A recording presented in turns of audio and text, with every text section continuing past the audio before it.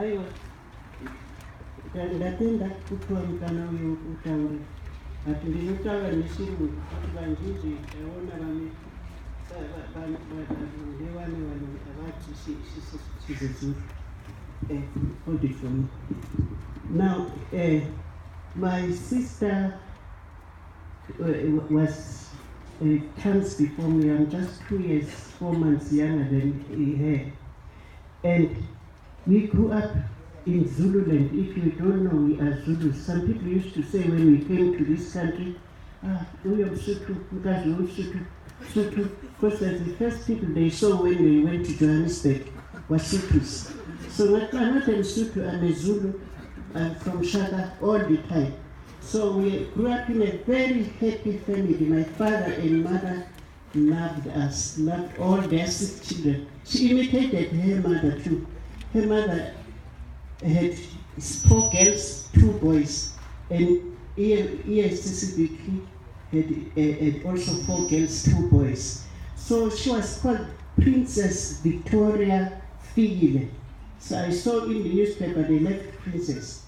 I think my father, that time, you know, there was once, if you still know the history, there was once a Queen Victoria who ruled in England. If anyone as old as me who knows that history. And then she just saw this little child, very clever, that this is a princess. This is the princess Victoria has come. We say Fikile. Fikile in Zulu means she has come. Now I'll analyze her name. F means for a fighter. She was a fighter. She never allowed anything to defeat her.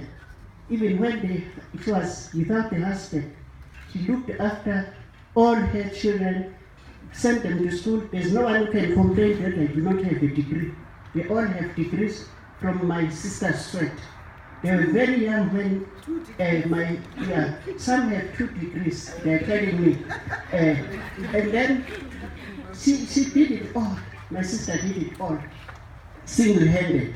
She used to teach and rear chicken just to raise money to send those children to school. I'm glad they are very grateful as well. And then I stand for intelligent.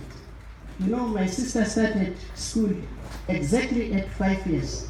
We usually start school when we're 5.5, we're going to be 6 then in a certain month.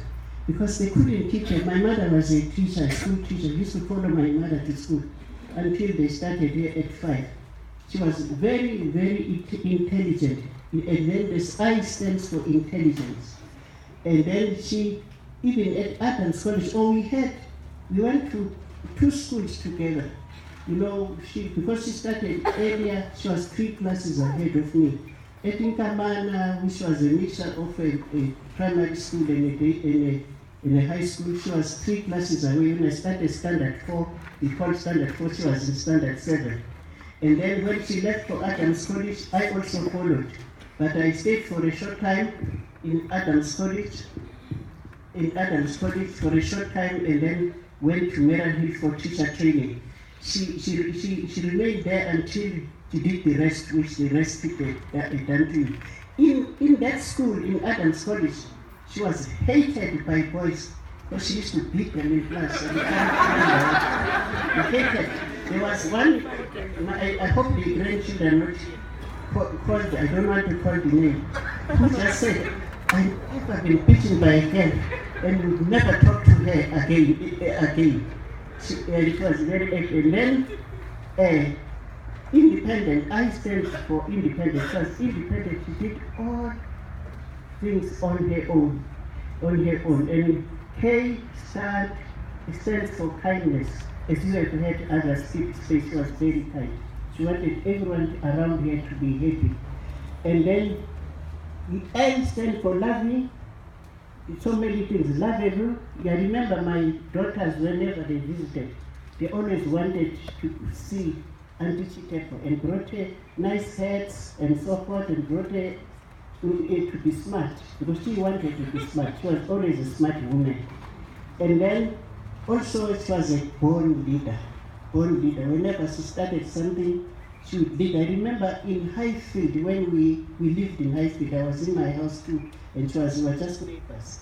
She actually led a number of women to demonstrate, and they were beaten by dogs. And then she was the leader of that, and then it succeeded. It corrected what the colonists were doing against us. And then E stands for energetic. She was energetic. Even at the very end, you could find a cookie running around. She was sick. She used to get some. She was sick. She had been operated, but she never stopped running. I missed my sister, and then you please, can you take after her? Don't lose this love she has had. You should be nice mothers like her. Thank you very much. Thank you very much, Auntie Zodwa. God bless you.